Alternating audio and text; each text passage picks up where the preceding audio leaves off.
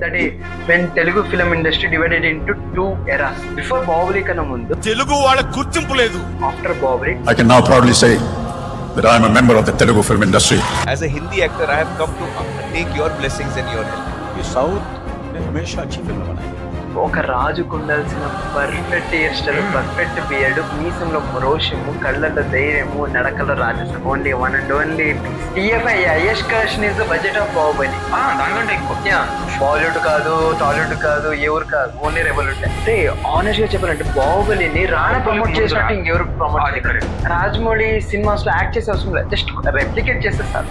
Tamannaah as Avantika speak. ఇప్పుడు Ramoji film సిటీకి ఎందుకు వెళ్తారు? బాహుబలి ఆ కళ్ళు చూసాను.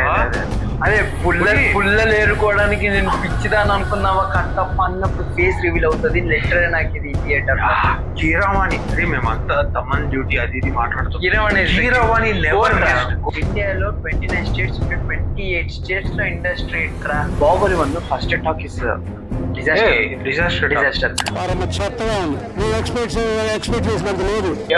After hit talk in Hindi Baahubali value అంటే తెలిసింది. మనం హిందీ వాళ్ళ వల్ల తెలుగు వాళ్ళకి కొంచెం బుద్ధి వచ్చి చూసినారు.